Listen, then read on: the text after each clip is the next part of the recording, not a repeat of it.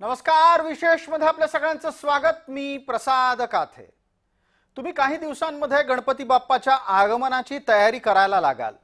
पसंतीची मूर्ती निवडण्यासाठी धडपड कराल आणि जर तुम्हाला मूर्तीच नाही मिळाली तर यंदा प्लास्टर ऑफ पॅरिसच्या मूर्त्या बनवण्यावर बंदी असल्याने मूर्तिकारांनी काम थांबवलंय। म्हणूनच हा प्रश्न आम्ही उपस्थित करतोय। मूर्तिकार एका बाजूला सरकारी यंत्रणेवर दबाव आणण्याच्यासाठी खेळी खेळत असले तरी पण ही गणेश भक्तांच्या भावनेशी सरळ सरळ घात करणारी कृती आहे। मूर्तिकारांनी पर्याय शोधून काढायला हवेत। आम्हाला बाप्पा हवेत आणि त्यातही पर्यावरण पूरकच बाप्पा घरामध्ये बसवायचे आहेत, मंडपात सुद्धा बसवायचे आहेत। मूर्तिकारांच्या भूमिकेमुळे मात्र यंदाचा गणेश उत्सव बाप्पाच्या शिवाय होतोय की काय अशी भीती विनाकारण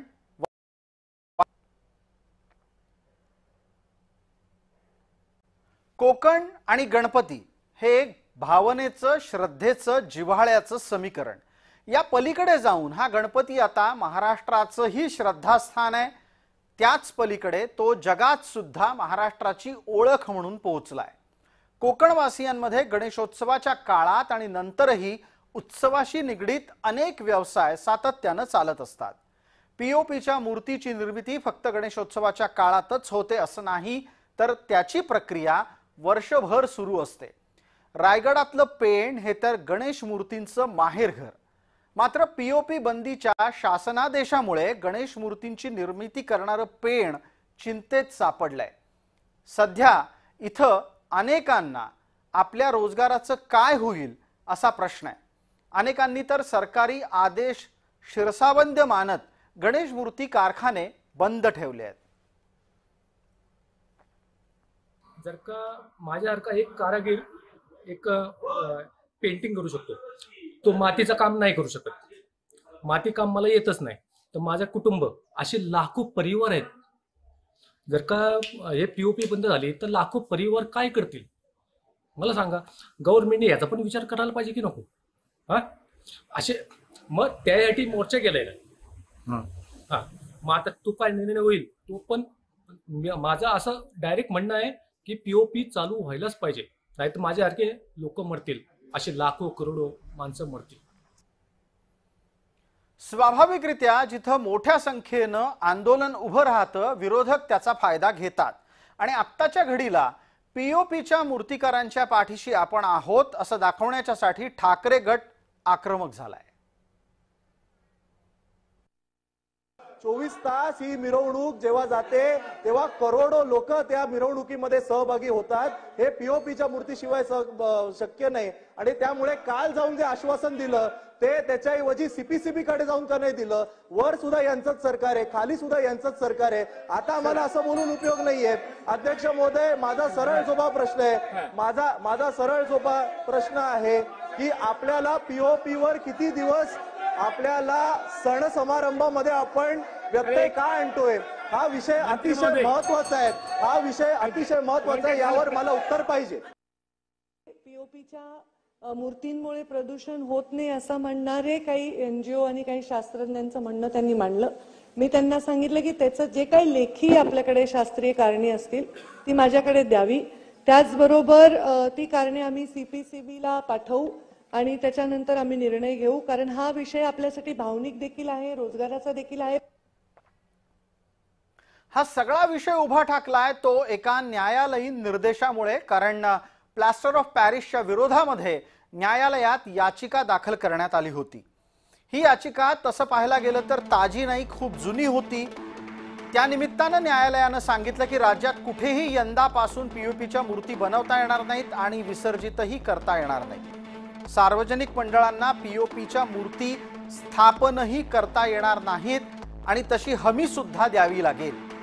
मे 2020च्या प्रदूषण विरोधी मार्गदर्शक तत्वांची काटेकोरपणे अंमलबजावणी सरकारला करावीच लागेल।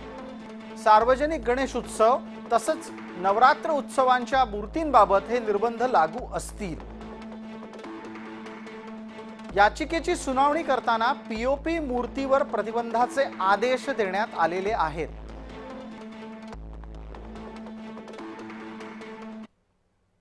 हा कुठेतरी विषय आमच्याबरोबर सरकारने बसवून बोललं पाहिजे प्रत्येक गोष्टीतून बोलून सामोपचाराने मार्ग निघू शकतो आणि हा उत्सव अविरतपणे पुढे चांगला दीर्घकाळ चालू शकतो. न्यायालयाचा मान ठेवला आहे, सरकारचा मान ठेवला आहे, तिकडच्या प्रशासनाचा मान ठेवलेला आहे, परंतु आमचे तुम्ही पेशन्स चेक करू नका.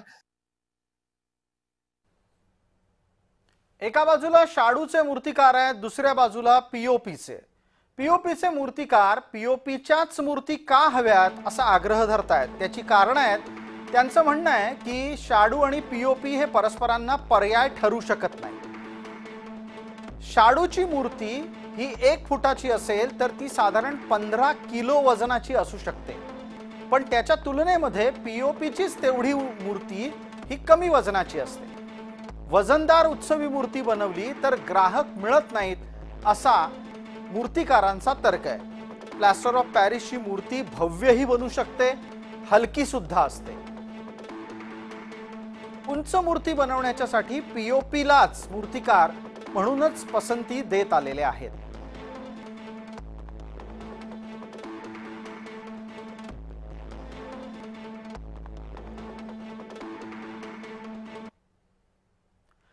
एका बाजूला ही लढाई सुरू असताना गणेश मूर्तिकारांची राजधानी म्हणून ओळखल्या जाणाऱ्या पेणमधल्या अनेक मूर्तिकारांना हा प्रश्न पडलाय की यंदाच्या गणेशोत्सवात करायचं काय.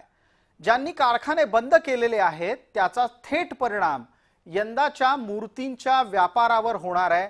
मूर्ती कमी असतील, मागणी जास्त असेल, मूर्ती महाग होतील. पीओपी प्रदूषण करत नाही. आणि सांगायचं झालंच तर आता मी एक म्हणतो, हा कायदा लागतो तो पूर्ण देशासाठी लागतो का कुठल्या फक्त राज्यासाठी लागत नाही. आज महाराष्ट्रामध्ये 90% गणेशोत्सव साजरा करतात आणि 10% फक्त जगभरात होतो, देशभरात. आणि पीओपी ही गुजरातला चालू आहे, राजस्थानला चालू आहे, हैदराबादला चालू आहे, मग फक्त महाराष्ट्रामध्येच बंदी का? आज हे बीजेपी सरकार आपण म्हणतो, मी पुन्हा पुन्हा वारंवार म्हणतो, हिंदूंच्या नावाखाली आपण सगळं चाललेलं आहे आणि हिंदूंच्या सणालाच बंदी का? पीओपी हे पर्यावरणपूरक आहे, मग त्याच्याकडे सरकार का दुर्लक्ष करतंय?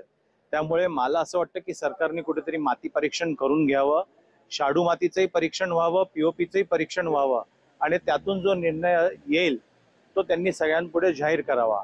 पण आज राज्यामध्ये, महाराष्ट्र राज्यामध्ये हिंदुत्ववादी सरकार आहे. जसं देवेंद्रजींनी मागे दहीहंडी वाचवली तसेच गणेशोत्सवही वाचवतील अशी या संपूर्ण मूर्तिकारांची अशी एक भावना आहे की गणेशोत्सव हा नक्की देवेंद्रजी कुठेतरी वाचवतील. नेमका हाच मुद्दा विरोधकांना अधिक सोयीचा वाटायला लागलाय. राज्यात असलेलं सरकार हिंदुत्ववादाचा नारा देतं आणि हिंदू सणांवरच प्रतिबंध घालतं असा प्रचार त्यांनी सुरू केलाय. असं काही नाही ना की मुंबईतलं सगळं काही प्रदूषण पीओपीने होते. मी पण पर्यावरण मंत्री राहिलेलो आहे. मुंबईतलं प्रदूषण आज आपण पाहतोय, थर्मल पॉवर प्लांट असेल, इतर खूप गोष्टींमधून होते. हे आरेतली जंगल जे कापतायत, झाडं कापतायत, त्यांचे जे बिल्डर आणि कॉन्ट्रॅक्टर सगळे आवडते लाडके कॉन्ट्रॅक्टर जे प्रदूषण करतात त्याच्यामुळे होतं.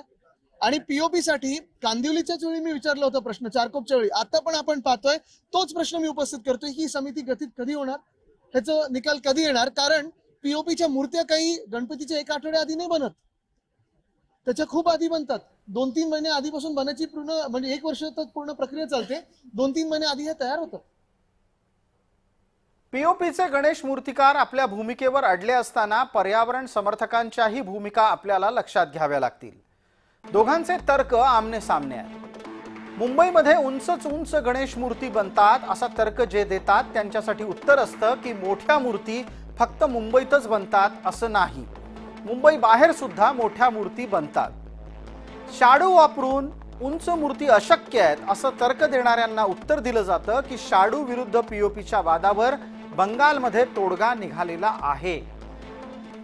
उंच मूर्ती कशी बनवायची असा प्रश्न कोणी विचारला तर त्याला उत्तर दिलं जातं की आतून गवताचा पेंढा आणि बाहेरून शाडूचा लेप लावला तर उंच मूर्ती सुद्धा बनवता येते. पश्चिम बंगालमध्ये अशाच पद्धतीनं दुर्गेच्या उंच मूर्ती बनवल्या जातात. जर 5 फुटाची मूर्ती बनवायला घेतली तर 200 किलो तिचं वजन होईल शाडूमातीचं.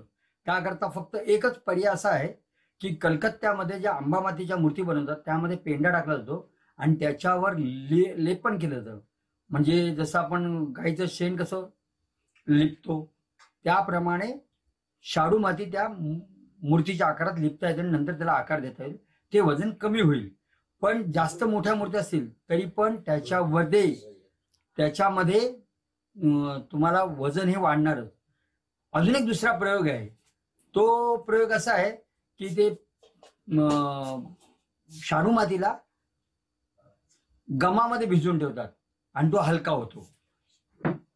ते ह्या गोष्टी केल्या पण त्याच्यामध्ये प्रोसेस आहे आणि मेहनत आणि टाइम जास्त होतो. तर हे कसं काय कव्हर करता येईल ते आपल्याला बघायला लागेल. पण 205 फुटाची जर मूर्ती करायची असेल तर 200 किलो वजन तिचं पक्क आहे. एवढं मी